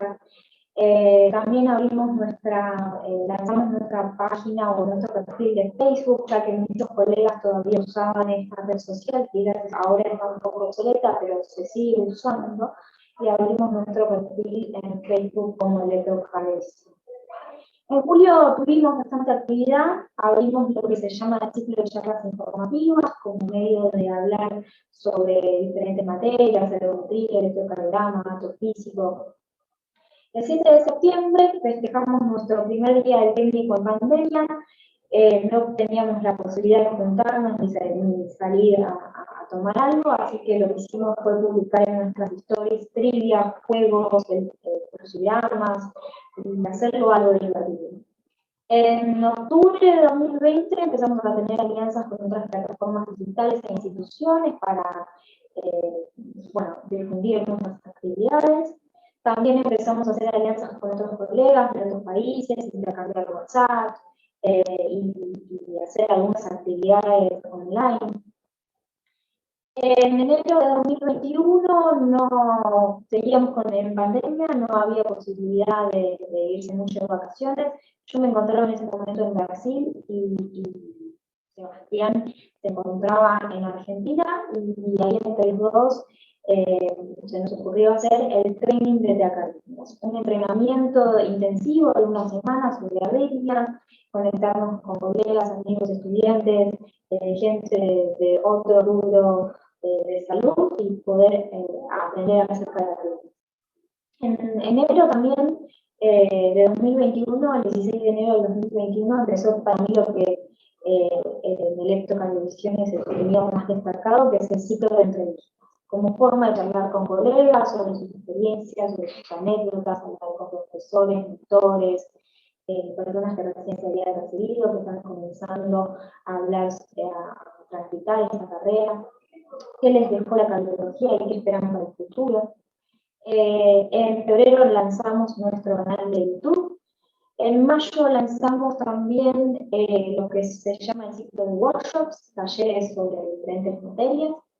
El 1 de mayo de 2021 no podíamos creer con Sebastián que llegamos al primer año de electrocardiovisión. Celebramos este primer año con una charla con mi jefe, el doctor Marcelo Plaza, hablando sobre pacientes, sobre secuelas en los pacientes post-COVID. Ya llevamos un año de pandemia también, y esto todavía no se comentaba. Y también, bueno, celebramos con amigos, con colegas, vía Zoom, porque tampoco podíamos encontrarnos. En julio de 2021 lanzamos lo que se llama el Club SG. Generalmente nos juntamos los viernes a charlar sobre trazados de electrocardiograma, debatimos, nos reímos. En agosto de 2021 dijimos, a Electrocardiovisión le falta algo, le falta un poco de arte.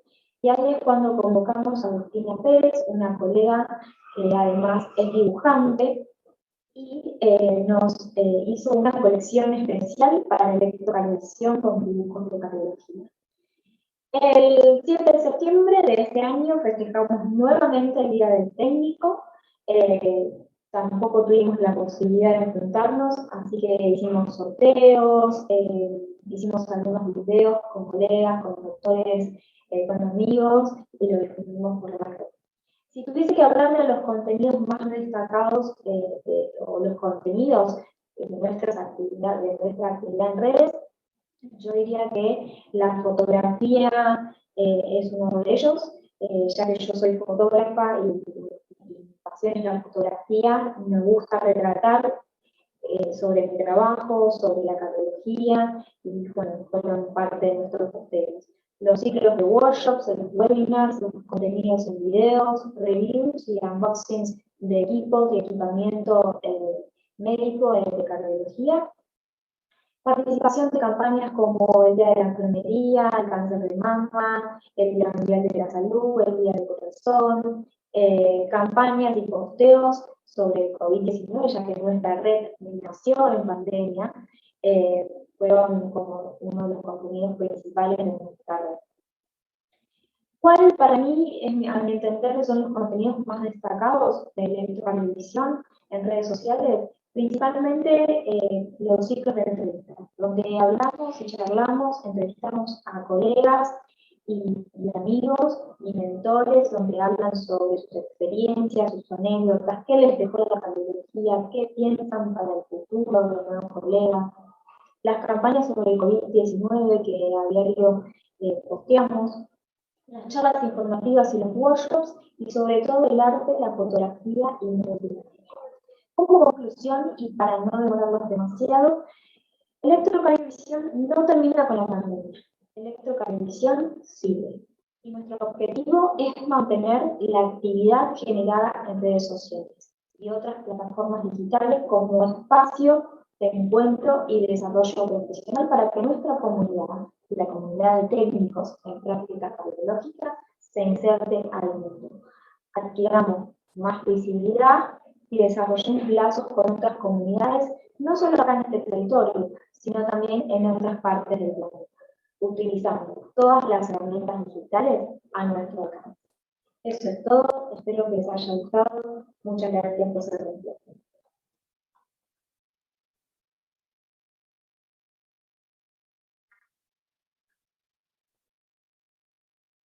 Hola, mi nombre es Fernando Campos, soy técnica en prácticas cardiológicas y en el día de hoy vamos a hablar sobre redes sociales y actividad técnica durante la pandemia.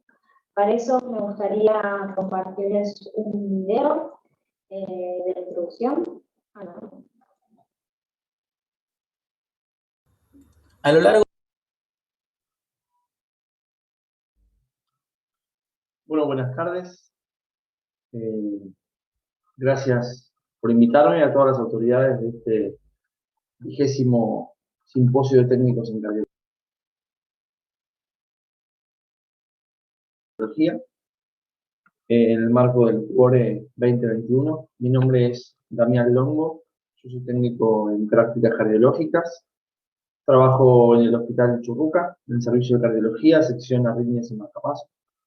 Y hoy me invitaron para hablar un poquito de la experiencia durante la pandemia por el SARS-CoV-19, acerca de lo que es redes sociales y actividades técnicas durante la pandemia. A comienzo del año 2020, en Argentina, la pandemia por el SARS-CoV-19 generó un colapso en el sistema sanitario y el confinamiento de toda la población, no solamente en este país, sino en todo el mundo. Mientras tanto, las plataformas virtuales y las redes sociales tomaron mucha relevancia, dieron soporte educativo, académico y científico a profesionales de la salud, que encontramos en esta herramienta un canal de formación continua, de camaradería y de crecimiento colectivo. Desde el año 2009, el Foro de Arritmias Cardíacas en Facebook, que dirijo ya hace un tiempo, ofreció un espacio virtual para aficionados de la cardiología y las arritmias cardíacas, que sin duda durante la pandemia tuvo un auge realmente muy notorio. Esta es la portada del foro. Al día de hoy tenemos más de 75.000 miembros, la mayoría de ellos no activos. Cuando digo no activos me refiero a que quizás no son foristas que publican casos clínicos ni que comentan, pero sí son participantes, en fin, gente que participa pasivamente, que pone algún comentario muy rara vez, o que observa, y eso a veces lo podemos confirmar cuando tenemos actividades presenciales, que hay gente que se nos acerca y nos dice, te sigo en el foro, muy buena la actividad que hacen. La verdad es que es algo que tiene mucha repercusión, aunque no todo el mundo se anima a opinar y a interaccionar de manera activa, ¿no?, en la red. Esto es en septiembre del 2021, tenemos casi 75.600 inscritos. Es un espacio virtual donde nos juntamos todos los especialistas en arritmias y dispositivos y electrocardiografía para interaccionar, compartir experiencias, nuevas guías, congresos, actividades de nuestra especialidad y también casos clínicos con diversas opiniones, ¿no? A veces no consensuadas, pero creo que de todo aprendemos todos y mucho. No es un espacio de consulta médica, nosotros lo aclaramos desde el principio en el foro y muchas veces hemos tenido que eliminar miembros porque mucha gente se inscribe queriendo consultar alguna patología personal o de algún familiar, y esto es lo que no permitimos porque no creemos que este sea el ámbito para eso. Este es un grupo creado en diciembre del 2009, ya lleva casi 12 años. Fíjense esto, el 25 de septiembre del 2018, hace casi exactamente 3 años, el foro tenía 3.000 participantes. ¿Sí? En 9 años después de su creación, nos parecía realmente un montón. Muy agradecidos porque realmente iba creciendo mucho, ¿no? En abril del 2020, 2-3 semanas después del comienzo de la pandemia acá en Argentina, llegamos a los primeros 50.000 foristas. 50.000 es un montón, o sea que previo a la pandemia ya veníamos creciendo en el último tiempo, un poco por el advenimiento de plataformas virtuales y lugares donde la virtualidad va ganando terreno, las redes sociales y otras plataformas también. Pero después de la pandemia, esos 50.000 se aumentaron su número de foristas en un 50% en un año, ¿sí? Al día de hoy tenemos más de 75.000. Yo soy el administrador principal y el creador del foro, el doctor Francisco Toscano Quilón, que es un médico de mi sección del Hospital Churruca, electrofisiólogo, cardiólogo universitario, coordina junto conmigo y administra este espacio virtual. Con él autorizamos casos, los comentamos, los llevamos a cabo, y un poco guiamos y coordinamos toda la presentación de los mismos. La edad, más o menos promedio, de gente que visita el foro y que lo comenta y que de hecho participa y lo integra, está en el orden de los 20 a los 50 años, ¿sí? Con un pico entre los 25 y los 34 años, es más o menos la edad promedio de gente que visita esta red social puntualmente. Tenemos participantes de todo el mundo, principalmente México, Argentina. Si bien es un foro argentino, tenemos muchos participantes de México. Ciudad de México es la ciudad principal donde más foristas tenemos, y por supuesto habla hispana, aunque hemos encontrado muchos foristas de otros países. Estos son los 10 países principales, pero tenemos otros participantes de países donde no se habla nuestra lengua, pero participan de todas formas, ¿sí? Esta es la publicación del último mes. Justo esta diapositiva no es muy favorable, pero la muestro igual porque van a ver que hay reacciones y comentarios, si bien no es permanentemente en el pico de los comentarios que hemos tenido, pero es un foro que mes a mes se actualiza y se trabaja y se participa. A veces más, a veces menos. Hemos, para generar atracción y poco participación, sorteado calipers, libros, becas para algún congreso, para algún curso pago, proponiendo que suban casos, que se comenten, el caso que tenga más likes se ganaba en este caso un caliper, en otros casos una beca. Se han dado publicidad y participación y bastante ímpetu, ¿no? Hemos intentado promover y promocionar un montón de actividades que no pertenecen al foro, sino que son actividades de nuestra especialidad, que nos parece muy importante promoverlas y hacerlas un poco correr, porque debido a que tenemos un número grande de foristas de habla hispana, nos parece un espacio muy interesante como para compartir actividades científicas. Durante la pandemia, bueno, lo que les decía, un poco intentamos motivar e intentamos que la gente se una cada vez más. Es un grupo que fue muy compartido y muy convocado. A través del foro también se han presentado oportunidades, como por ejemplo SADEC, la Sociedad Argentina de Electrofisiología Cardíaca, ha dispuesto el libre acceso a su revista durante la pandemia, y este tipo de novedades nosotros las compartimos mucho porque nos parecen de mucho interés. No solamente durante el 2020, esto yo lo presento porque fue publicado durante la pandemia, pero un poco porque es para lo que me convocan, pero la realidad es que hemos compartido mucha actividad, no solamente en el 2020, pero estas fueron dos encuestas. Una de nuestra especialidad, un poquito una encuesta que venía a preguntar algo sobre una patología específica, ven que la gente participa un montón, y otra encuestas para profesionales de la salud, de alguna temática en particular, casos clínicos, todo esto también presentado durante la pandemia, donde si se fijan hay más de 240 comentarios y muchos likes. La verdad es que no vivimos de los likes, sino que realmente nos interesa que la gente participe, porque nos parece esto muy altruista y muy beneficioso para todos. También damos promoción a cursos que generan las sociedades científicas de renombre, y hemos también participado y fomentado esta encuesta para el personal de salud de nuestro país sobre el impacto psicofísico de la pandemia en los trabajadores de salud, que es una encuesta generada por la Sociedad Argentina de Cardiología que tuvo mucho auge. Para finalizar y ser honesto con el tiempo que me ofrecieron, el cual agradezco y vuelvo a agradecer mucho la invitación a esta actividad, podemos decir que durante los casi 12 años de vida que tiene el foro, se publicaron centenares de casos clínicos con la participación de múltiples colegas de todo el mundo, no solo técnicos, sino médicos, enfermeros y todo tipo de profesionales de la salud afín a la cardiología. Se compartieron encuestas, actividades científicas, ofertas laborales, convocatoria de residencias médicas y hasta cursos presenciales y virtuales. Año tras año el foro reúne a profesionales afines a la práctica cardiológica con un objetivo en común, que es compartir experiencias y aprender en comunidad. Creemos que es lo más importante. Durante los meses que llevamos en pandemia, los últimos 18 aproximadamente, se organizaron decenas de actividades científicas con destacados oradores de renombre mundial con acceso libre y gratuito. Y esto no es solamente el foro, hubo realmente muchísimos webinars y cursos virtuales que muchos los hemos aprovechado. Surgieron y se consolidaron foros de debate en todos los rincones del mundo. La enseñanza virtual se instaló con una fuerza única y en muchas áreas. Creo que fue algo que realmente vino para quedarse.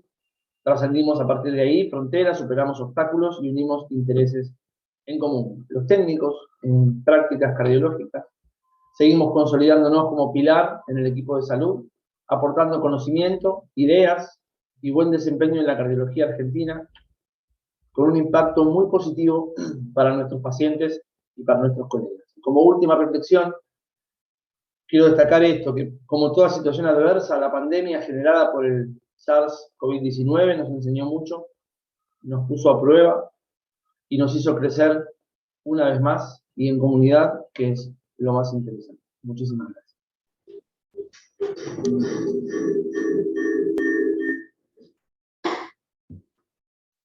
Ahora sí. Bueno, muchísimas gracias a los disertantes Damián y Sebastián. Vamos a abrir la mesa de preguntas, de discusión. Pato, ¿tenés alguna? Sí. Las preguntas son al micrófono de Carlos. Sí, también. Bueno, nada, agradecerles y felicitarlos por sus exposiciones.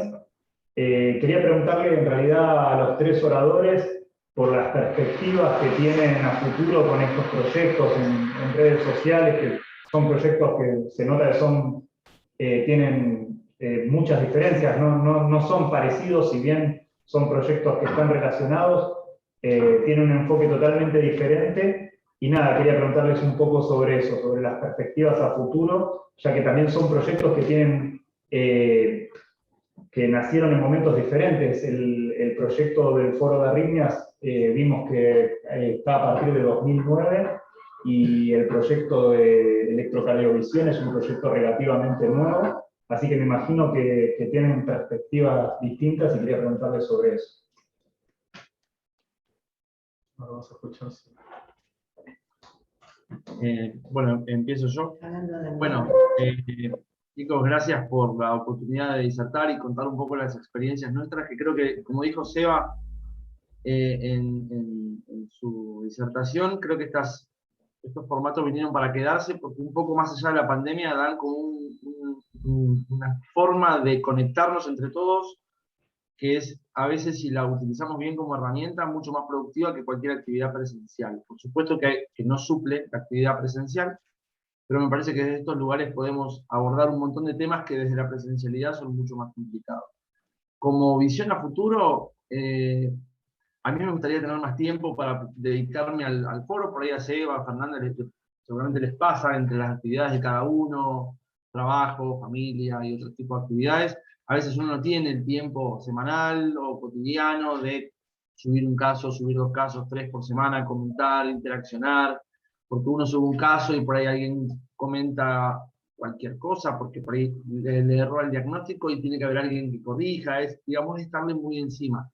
Y a veces me pasa que no tengo el tiempo, ni yo en mi caso, ni Francisco, también como un poco coequiper, y a veces nos planteamos bueno, sumar más gente para intentar como sacarle el jugo a un espacio que podría dar más fruto, podría ser más nutricio y presentar más casos, o incluso hacer algo en conjunto con los chicos de electrocardiovisión. Yo creo que lo que decía en la charla, creo que cuando uno junta fuerzas, el resultado se potencia muchísimo.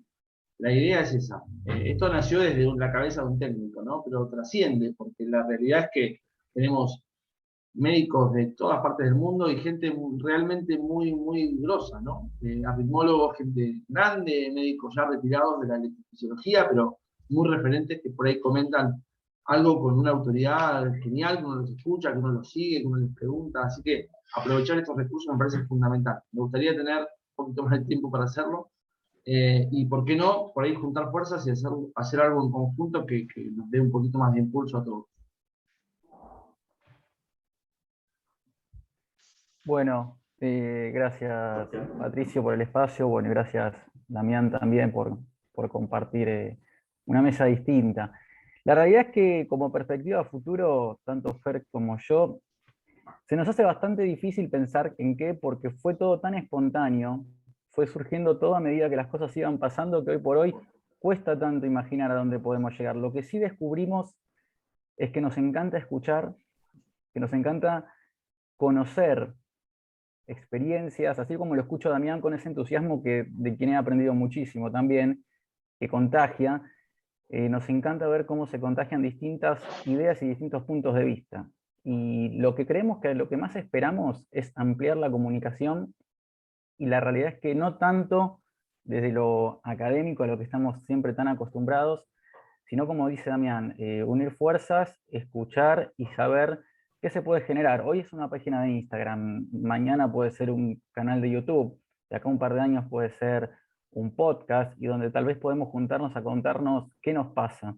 Si hay algo que vimos y que aprendimos, es que nos trajo esta pandemia, dentro de los cambios que trajo, es que escuchar a la otra persona qué le pasa, y sobre todo si es un colega y si es de tu ámbito, se puede aprender muchísimo escuchando. Así que nuestra perspectiva es seguir abriendo los oídos, seguir escuchando, juntándonos, y que realmente, como lo expresamos, que se sepa por el mundo y por el continente aprovechar el fenómeno de redes y quiénes somos los técnicos en cardiología.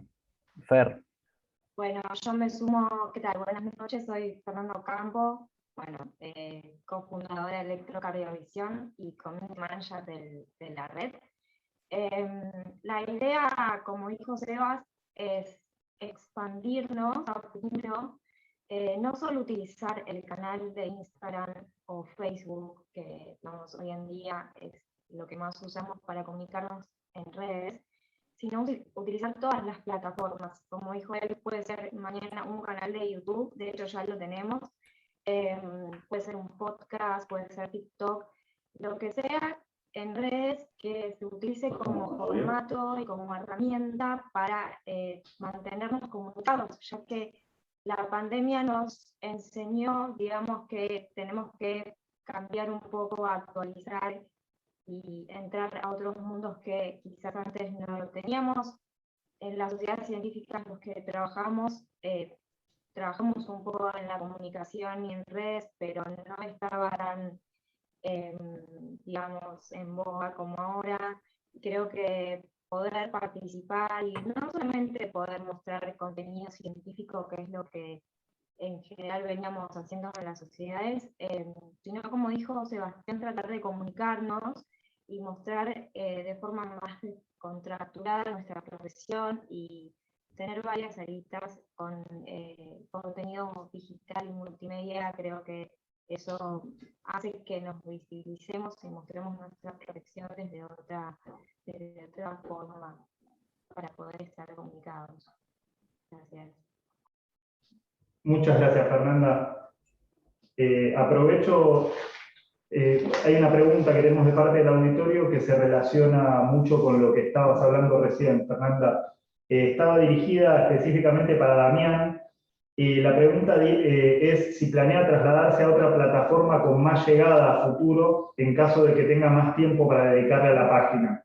Yo le repregunté a esta persona a qué plataforma en particular y mencionó Instagram. Yo aprovecho la pregunta, quizás para orientarla, si quizás tenga que ver con que en una diapositiva mostraste, Damián, que el público del foro es predominantemente joven, y quizás es una red social que en cierta medida en los jóvenes está reemplazando a Facebook. Si te parece que es una posibilidad en algún momento hacer alguna migración a otro formato, como recién contaba Fernanda, que están planeando, quizás ya tienen un canal de YouTube u otro tipo de red social. Sí, la intención está. Lo que soy consciente es que para uno crecer tiene que tomar decisiones y por ahí encontrar la gente apropiada que se pueda por ahí encargar de lo que yo no puedo, ¿no? Como todo proyecto que crece, es cuestión de delegar y tomar buenas decisiones. En mi caso, lo que me pasó con el foro es que a mí me sorprendió en los últimos años. Yo creo que lo mostré, en 2018 había 3.000 personas. 3.000, y no es poco, pero en 3 años estamos en 75. Entonces, realmente me sorprendió. Es como que yo no esperaba, digamos, ser así, tener una llegada tan grande. En la pandemia fue mucho más visible porque a veces por día llegaban 400, 600 solicitudes de inscripción. Y algo que no aclaré en la charla es que nosotros hacemos como un cuestionario inicial donde solicitamos que sean personal de salud, formados o en formación. Ya no aceptamos público en general, así que hay como un filtro. Por ahí algunos se filtran, pero la mayoría son profesionales de la salud. La realidad es que sí, tengo intención de que esto crezca. Lo que pasa es que paralelo a este proyecto también hay otros. Entonces, por ahí los que tenemos la cabeza así un poquito inquieta no tenemos mucho límite en pensar y proyectar. Pero a veces hay que frenar un poco y enfocar, ¿no? Y enfocar en una o en dos, no en 6, porque si no, uno termina atendiendo lo urgente y por ahí hay cosas importantes a los que no le da la trascendencia que merece. Yo a veces siento eso. Me pasa con el foro que siento que no le estoy dando hoy, por eso el último mes, y lo puse con total y honesta sinceridad, que el último mes hubo muy poca interacción porque realmente yo no me ocupé. Así que la persona que preguntó esto, no sé quién fue, pero si se quiere contactar conmigo y colaborar, y a mí me encantaría sumar gente. Y colaboradores, así como Francisco en un momento lo incorporé para que me ayude. La realidad es que 2 o 3 moderadores o 4, que por ahí estaría buenísimo, porque es algo completamente sin fines de lucro, pero con toda la intención de que esto le llegue a mucha gente. Y realmente es muy educativo, porque uno explica, uno pone una imagen con marcas, con explicaciones, que realmente hay un montón de personas que se quedan con algo de mucha enseñanza, que por ahí hasta en su formación hay cosas que no se comprendían, y por ahí por explicar un caso, hay gente que realmente cierra conceptos y entiende cosas y se engancha porque le gusta. Así que me encantaría que crezca mucho más. Yo por ahora la verdad no pienso en otra red social, porque quiero que crezca esto. Me parece que sumarme hoy a un Instagram que estaría buenísimo, o un canal de YouTube, o un Twitter, estaría buenísimo. Pero honestamente, 2021 no sé que no lo voy a poder encarar, al menos solo. Si encuentro con quién hacerlo, sí, ni hablar. Así que si alguien me está escuchando, hola, se contactan conmigo, que por ahí no es tan difícil encontrarse conmigo. Vamos a abrir el micrófono. Muchas gracias, Damián. Después, por ahí hablamos por la pregunta, porque por ahora estamos en un formato anónimo, pero es una técnica que vos conocés, así que después en todo caso los pongo en contacto por si quiere dar una mano con ese proyecto. Héctor, no sé si estamos en tiempo. Sí, estamos en tiempo cumplido ya. Nos quedan varias preguntas por responder del auditorio. Vamos a ir cerrando con esta sesión. En principio, bueno, darle todo el agradecimiento por la participación a todos los disertantes, a los panelistas, al Instituto de Medicina Cardiovascular, que siempre nos convoca, y ya hoy cumplimos 20 años de participación en el CUORE, a todos mis compañeros del servicio de hemodinamia de la unidad coronaria, a los servicios ambulatorios, a los técnicos de San Justo por su participación. Y bueno, espero no olvidarme de nadie. Si me olvido, sepan disculparme. Bueno, agradecer por la oportunidad de participar y liderar como codirector, a la par de Patricio White como director, Magdalena, Marcela Proyecto. Muchísimas gracias a toda la dirección. Bueno, a ustedes gracias por otro año más de este evento que organizamos anualmente y con mucho éxito y mucho interés para todos los técnicos. Gracias y gracias. Gracias, Patricia. Gracias, Héctor. A vos, Marcela. Los esperamos en el próximo CUORE. Gracias por elegirnos nuevamente. Hasta el próximo año. Gracias. Patricio. Muy bien. No, gracias a los oradores, a todos los que estuvieron hasta esta hora conectados, atentos, escuchando. A los expositores que estuvieron hace un ratito, a Fernanda, a Sebastián y Damián, gracias también por la difusión.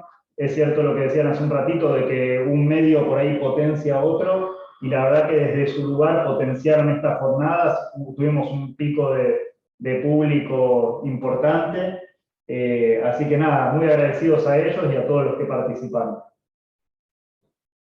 Bueno, hasta el Hasta el año que viene. próximo año. Aquí los esperamos. Adiós. Muchas gracias. A cuidarse.